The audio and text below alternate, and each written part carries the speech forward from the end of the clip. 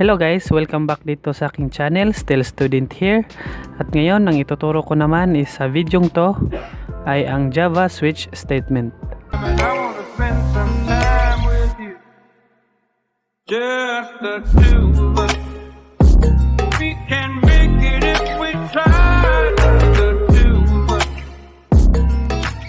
Okay, so guys, umpisahan natin sa tanong na what is switch case or what is switch statement.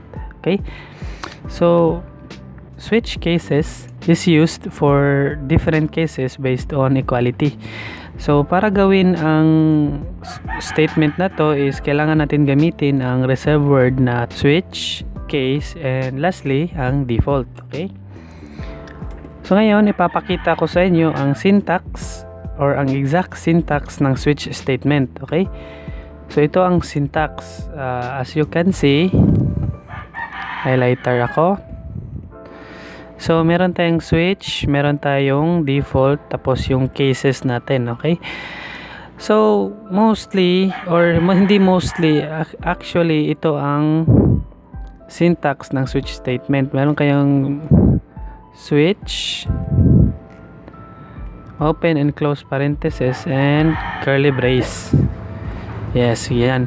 Tapos sa loob meron kayong case 1, or kung string ang hinahanap nyo, meron kayong case A, and kung wala sa lahat ng case, meron tayong default. Okay, hindi ko alam kung paano gawin. So ganyan lang ang mga syntax ng ating switch statement or switch cases natin. Ito is isa itong switch cases ng int. Okay, so meron din tayong switch case sa ating string. So ito, so string po yan.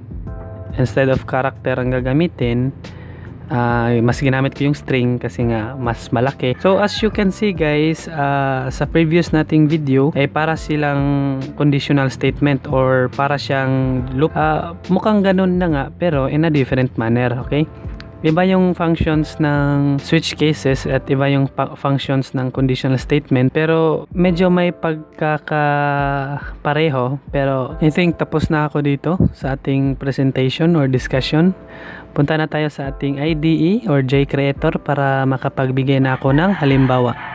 Tara. So hello, dito na tayo sa ating JCreator, ang ating IDE, and magbibigay na ako ng halimbawa. Unahin kong magbigay ng halimbawa sa data type na int or integer. Okay, so ganito lang gawin natin. Una, declare tayo int or gawa tayo ng scenario. Hahanapin natin ang age. Okay, int age equals to lagay natin 5. So ayan, tapos pagkatapos natin mag-declare, mag-declare na tayo ng switch na word. Okay,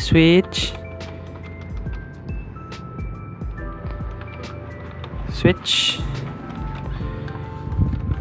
okay, case 1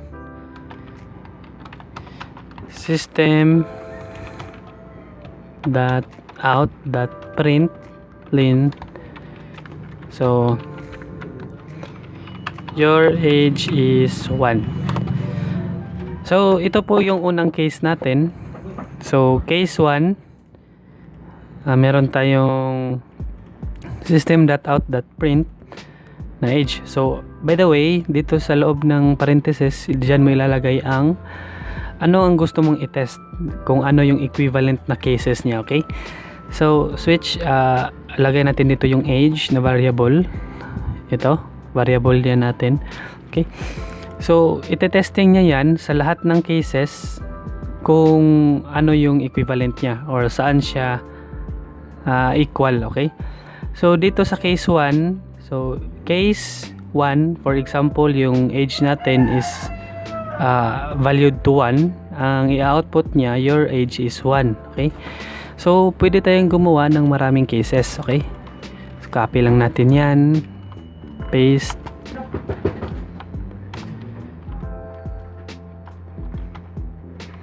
Okay, so dito case 2, case 3, case 4, and lastly Meron tayong case 5. Okay? Case 5, so your age is 1, your age is 2, your age is 3, your age is 4, your age is 5. So, lastly na reserve word natin gagamitin is ang default, okay? Default. System .out .println. So I can't find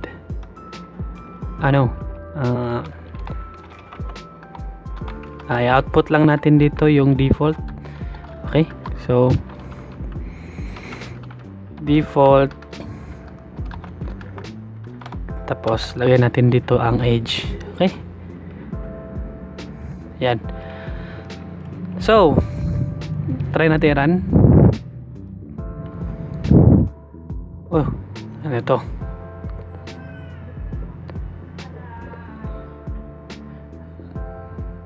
Hindi pwede. Okay, hindi pwede lagyan ng variable. Okay, process completed. So, ayan, your age is 5. Okay? So,